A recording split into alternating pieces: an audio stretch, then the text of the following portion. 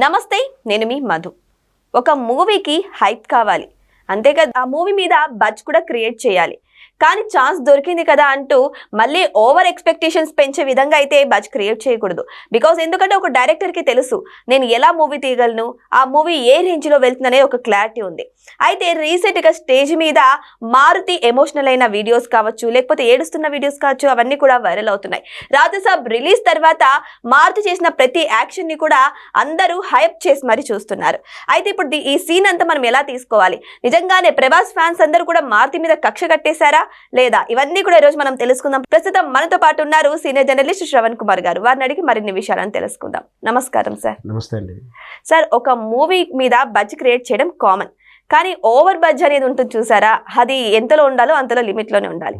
కానీ ఇప్పుడు మారుతి తీసినటువంటి రాజసాబ్ చూసిన ఫ్యాన్స్ అందరూ కూడా మారుతి మీద రెచ్చిపోతున్నారు. ఆయన వీడియోస్ అన్ని, అంటే స్టేజ్ మీద చేసిన యాక్టివిటీస్ అన్ని కూడా మళ్ళీ రీషేర్ చేస్తున్నారు. అయితే మారుతి స్టేజ్ మీద ఏడవడం అవన్నీ కూడా మనం చూసాం. సో దానన్నిటిని కూడా మళ్ళీ ఇప్పుడు ఫ్యాన్స్ అందరూ కూడా తెర మీదకి తెస్తున్నారు. మరి దీన్ని ఎలా తీసుకోవాలంటారు? మనకు ఒక సామెత ఉంది మొత్తం మీద, అతి వినయం ధూర్త లక్షణం అని, అతి వర్జితే అని కూడా, అంటే అతి ఏది పనికిరాదు అనేది ఉద్దేశం. అంటే ఎంత ఉండాలో అంతవరకు ఉంటే బాగుండేది ఒక్కొక్కసారి. అది అప్పుడు మనకు నెగిటివ్ ఏం కనపడలేదు. ఎప్పుడైతే సినిమా మీద ఇట్లా డిబేట్ టాక్ వచ్చిందో, మారుతి గారి ఆ ఏడుపు కానీ అదంతా కూడా బహుశా నిజమే కావచ్చు, వాళ్ళు నిజంగా కూడా అర్థతోటే ఏడ్చుండవచ్చు, నిజంగా ఫీల్ అయ్యారు, ఆ ఎమోషనల్ అయ్యారన్నమాట, వాస్తవంలో కనిపిస్తూ ఉంది. కానీ ఇప్పుడు అది చూస్తుంటే కొంచెం ఎమోషనల్ డ్రామా పండలేదు, కాస్త అది ఓవర్ అయిపోయింది అని ఒక టాక్ అయితే నడుస్తూ ఉంది. సహజంగా సినిమా మీరు అన్నట్టు ఒక సినిమాకు బజ్ క్రియేట్ చేయడం అంటే అంత ఈజీ అయిన విషయం ఏం కాదు. ఎందుకంటే మార్కెటింగ్ టెక్నిక్స్ ఈ రోజుల్లో థియేటర్కి ప్రేక్షకుడు వచ్చి సినిమా చూడాలి అంటే చాలా కష్టతరమైనటువంటి పొజిషన్లో ఉంది. దాని కారణాలు చాలా ఉన్నాయి. అది వాళ్ళ సినిమా ఇండస్ట్రీలో వాళ్ళే చేసుకునే కారణాలే అధికంగా. సరే, అట్లాంటి ఈ ప్రతికూల పరిస్థితుల్లో ఒక సినిమాని హిట్ చేసుకోవాలి అనుకోవడం, సినిమా రికగ్నైజ్ చేసుకోవాలనుకోవడం తప్పేం లేదు. అట్లా బజ్ క్రియేట్ చేయడానికి చాలా డైరెక్టర్లు, చాలా ప్రొడ్యూసర్స్ రకరకాల ప్రయత్నాలు చేస్తుంటారు. సినిమా ప్రారంభం నుంచి ఏదో రూపంలో ఎవరి టెక్నిక్స్ వాళ్ళు చేస్తూ ఉంటారు. ఇట్లా పెద్ద స్టార్ హీరో చిత్రాలు మాత్రం ఒక పగడ్బందీ వ్యూహంతో చేస్తుంటారు. ఈ మధ్యకాలంలో ఈ విషయంలో రాజమౌళి గారు ముందు ఉంటారు. ఆ సినిమా రిలీజ్కి ముందే ఆ పాటలు రిలీజ్ చేయడము, పోస్టర్ రిలీజ్ చేయడము, మ్యూజిక్స్ లేదా ఒక చిన్న ట్రైలర్ రిలీజ్ చేయడం, గ్లిమ్స్ అని చెప్పడం, లేదు ఆ సినిమా షెడ్యూల్ టైంలో హీరో యొక్క పుట్టినరోజు లాంటిది ఏదైనా వచ్చినప్పుడు దాని సందర్భంగా కొంత అప్డేట్స్ ఇవ్వడం, ఇవన్నీ కూడా సినిమాను ప్రమోట్ చేసుకోవాలని భాగంగానే చూడాలి. ఇవన్నీ బాగానే ఉంది. ఈ మధ్యకాలంలో స్టేజీ మీద కొంచెం అది యాక్సిడెంటల్గా జరుగుతుందా, నిజం జరుగుతుందా అంటే ఖచ్చితంగా అయితే అది ఫిక్షన్ డ్రామాలా తయారైంది. ఎందుకంటే పరిగెత్తుకొచ్చి ప్రేక్షకుడు కాళ్ళు పట్టుకోవడం, ఉన్న పలంగా అన్న నాకు అన్నం లేకుండా అన్నం పెట్టావను, ఇట్లా ఓవర్. ఏంటంటే గతంలో సీరియల్ ఎంటర్టైన్మెంట్ షోలలో టీజర్ కట్టింగ్స్ కోసం చేస్తారు, ఊరికనే కొట్టుకున్నట్టు యాక్షన్ చేస్తారు. ఆ రోజు టీజర్ రిలీజ్ చేస్తూ ఒక షోలో ఏదో కొట్టుకున్నారు చూద్దామని చెప్పేసి ఆ ఎపిసోడ్ అంతా చూసినట్టు, అదంతా ఒకప్పుడు టెక్నిక్స్. కానీ ఇప్పటికి కూడా అవే టెక్నిక్స్ ప్లా చేస్తున్నట్టు సినిమా ఈవెంట్లలో వచ్చి కాళ్ళు పట్టుకోవడం, ఎమోషనల్ డ్రామా ఆడడం, ఇవన్నీ చూస్తుంటే నిజంగా చేస్తున్నారా, డ్రామా ఆడుతున్నారా, లేదా సింపతి గెయిన్ చేసుకోవడానికా, లేదా అటెన్షన్ గెయిన్ చేసుకోవడానికా, లేదా ఎందుకంటే ఖచ్చితంగా అటెన్షన్ అని చెప్పాలి. ఎందుకంటే ఆ రోజు మారుతి గారు ఎమోషనల్ అవడం, ఎస్కేఎన్ గారు ఎమోషనల్ అవడం నిజమే కావచ్చు. బట్ అక్కడ తర్వాత వచ్చినటువంటి మీమ్స్ చూస్తున్నప్పుడు చాలా దాన్ని ట్రోల్ చేసిన విధానం చూస్తుంటే వాళ్ళు అనుకుంది సాధించాలి. సినిమా మీద ఏదైతే అటెన్షన్ క్రియేట్ చేయాలో, బజ్ క్రియేట్ చేయాలో చేశారో అంతవరకు బాగుంది.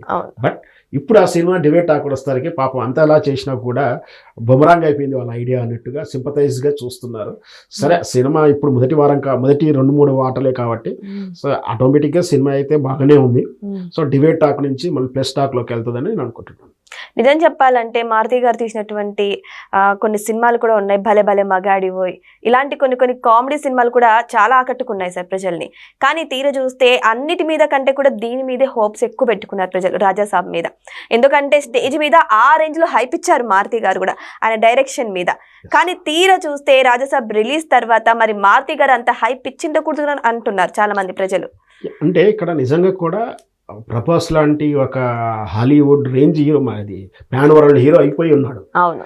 ఆయన సినిమా చేయాలంటే ఈ హాలీవుడ్ హీరోను ఎంతో కాకలు తినే వాళ్ళు ఉండాలి, లేదా కురుబుద్ధుడు 10-20 ఏళ్ళు సినిమా చేసిన వాడు ఉండాలి, ప్రభాస్తో ఎక్కువ ట్రావెల్ చేసిన వాడు అయినా ఉండాలి.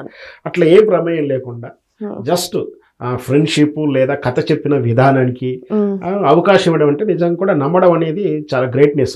ఆ రోజుల్లో నాగార్జున గారు అర్జున్ ఏ విధంగా నమ్మాడు, ఈ రోజు మారుతి గారు కూడా నమ్మి స్టోరీ ఇచ్చాడు. సో దానికి కృతజ్ఞత కావచ్చు. నిజంగా కూడా ఆ మారుతి గారు ఏం తప్పేం మాట్లాడలేదు. ఎక్కడో ఉన్నటువంటి వాళ్ళకి అవకాశం ఇవ్వడం, వాళ్ళు ఎమోషన్ అవ్వడం, ఒక pan India pan world star cinema direction చేసిన అంటే రేపు క్రెడిబిలిటీ ఉంటుంది అతనికి, ఏం తప్పే ఉండదు. ప్లస్ ఇన్ని 10 సంవత్సరాలు 10 సినిమాలు చేసిన డైరెక్టర్కి వచ్చే రెమ్యునరేషన్ ఈక్వల్గానే ఆయన ఒక సినిమాతో తీసుకున్నాడు కూడా మనం చెప్పవచ్చు, దాంట్లో తప్పేం లేదు. సో అట్లాంటప్పుడు కొంచెం ఎఫెక్షన్ ఎమోషన్ ఉంటుంది. సో రియలే కావచ్చు, కానీ ఇంత చేసిన సినిమా మీద ఇలా అంత లేదు సినిమాలో అన్నట్టు కూడా ప్రేక్షకుడు అయితే కొంచెం డిసప్పాయింట్ అవుతున్నారు. సో వెయిట్ చూద్దాం నెక్స్ట్ వీక్ ఎలా ఉంటుంది. ఇంకొక విషయం ఏంటంటే మూవీలో ఎక్కువగా హట్ అయిన విషయం కథ పక్కన పెట్టేసేస్తే ఓకే అంత హైప్ క్రియేట్ చేయలేదు, కానీ కనీసం ప్రభాస్ లాగా కాకుండా మరి ఓవర్ మేకప్ వేసేసి ఆయన న్యాచురాలిటీనే పోగొట్టేసి అసలు ప్రభాస్ అని గుర్తుపట్టే విధంగా స్క్రీన్ ప్రెజెంటేషన్ ఉందని చెప్పేసి అంటున్నారు. మరి దీన్ని ఎలా తీసుకోవాలంటారు? ఖచ్చితంగా కొంచెం అదే చెప్పుకొచ్చాను మొదటి కూడా సినిమా గురించి చెప్పేది అంటే, ఈయన ప్రభాస్ అనేవారు ప్రభాస్ సినిమా అనేది ఇంటర్నేషనల్ మార్కెట్లో వివిధ రకాలైనటువంటి భాషా అభిమానులు ఉన్నారు కాబట్టి దేశ విదేశాల్లో కూడా ఉన్నారు, అందరినీ సాటిస్ఫై చేయడానికి ఈ సినిమా క్యారెక్టరైజేషన్ ఉండాలి, దాంట్లో ఆ కథనంలో కూడా విడిపింప చేయాలి.